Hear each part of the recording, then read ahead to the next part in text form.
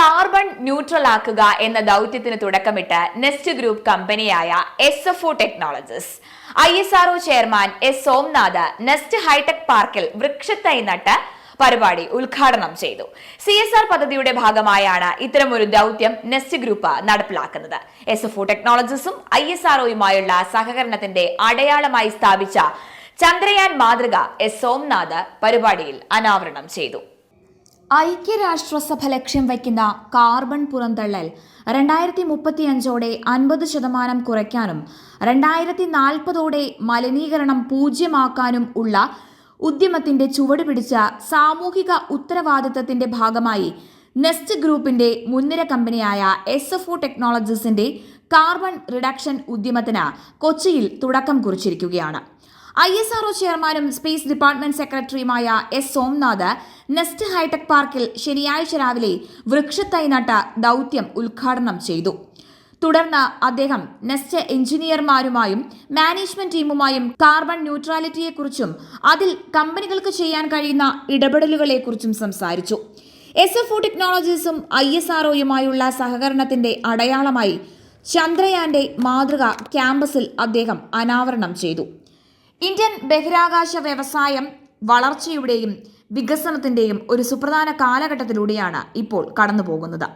രാജ്യത്തെ സ്വകാര്യ മേഖലയെ കൂടി ഉൾപ്പെടുത്തി നടത്തുന്ന വികസന ശ്രമങ്ങൾ സ്വകാര്യ മേഖലയ്ക്ക് മികച്ച അവസരമാണ് വാഗ്ദാനം ചെയ്യുന്നതെന്ന് S സോംനാഥ് പറഞ്ഞു.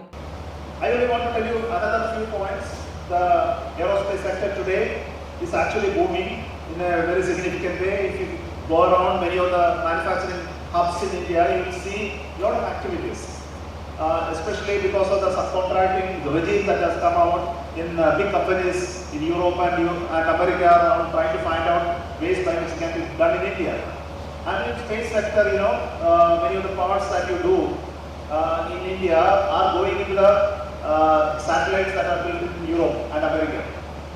So those are not really published in a big manner, but it's actually happening. And we want to make use of this and engage industries to come and do this work in a big manner. And that's why the space sector reform happened. In 2020, government announced something known as space sector reforms, enabling industries to come and work in space sector.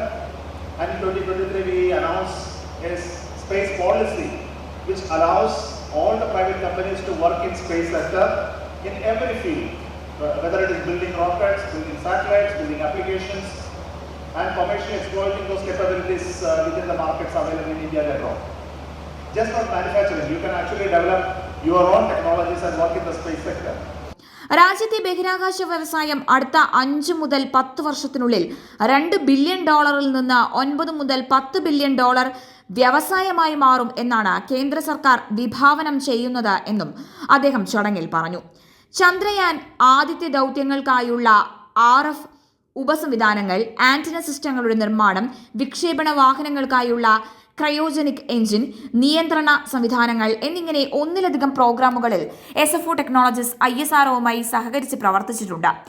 ആദ്യമായി മനുഷ്യനെ ബഹിരാകാശത്തേക്ക് കൊണ്ടുപോകാൻ ലക്ഷ്യമിട്ടുള്ള ഗഗൻയാൻ പദ്ധതി ഉൾപ്പെടെയുള്ള വിവിധ പദ്ധതികൾക്കായി ISROയുമായി ചർച്ചകൾ നടന്നുവരികയാണ് എന്ന് nest group chairman N Jahangir പറഞ്ഞു.